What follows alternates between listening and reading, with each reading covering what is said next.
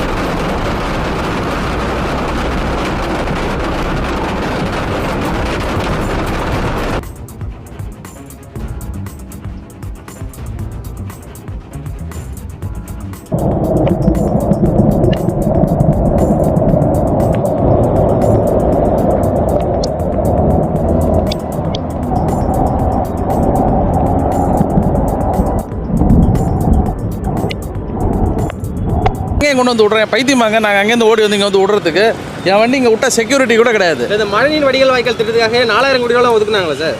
அப்படி திரும்பி அங்கே பாருங்கள் எவ்வளோ வேலை முடிஞ்சிருக்குன்னு. நீ ஒதுக்கி என்ன பிரயோஜனம்? அங்கேருந்து தண்ணி போகுமா இல்லையான்னு அங்கே இருக்கிற இன்ஜினியர் கூட தெரியாது.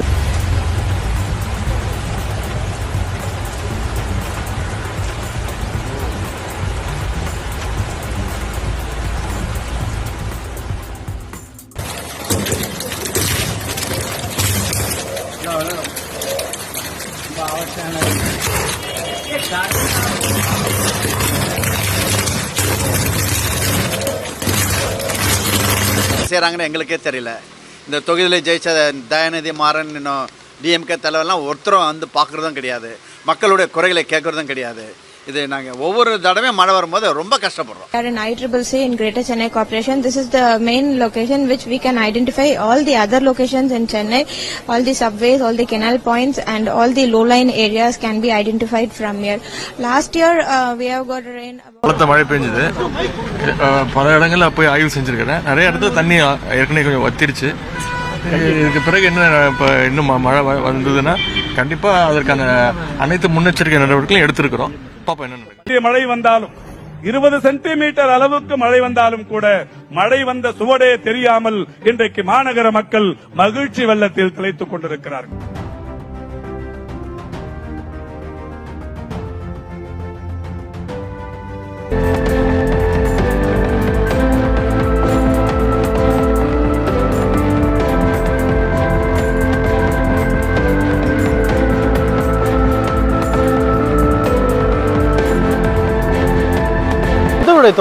தொகுதி எப்படி இருக்கு?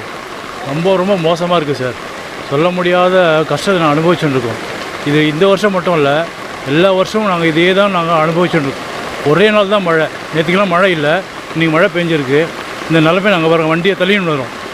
கேட்டா முதல்வர் தொகுதி சொல்றேன். என்ன தொகுதி இது? சென்னை, காஞ்சிபுரம், திருவள்ளூர், செங்கல்பட்டு இந்த மாவட்டங்களில் மிதமான மழை தொடர்வதற்கான வாய்ப்பு இருப்பதாக இந்திய வானிலை ஆய்வு மையம் தரப்பிலிருந்து தெரிவிக்கப்பட்டிருக்கிறது. பார்த்தோம் அப்படின்னா நேற்றைய முன்தினம் இரவு முதலே மழை நீடித்து வந்தாலும் நேற்று இரவு முதல் மழை சற்று குறைந்திருக்குது. அதனால இயற்கையாகவே தண்ணீர் வெளியேறுவதற்கான வாய்ப்புகள் அதிகமாக இருப்பதாகத்தான் வந்து சொல்றாங்க.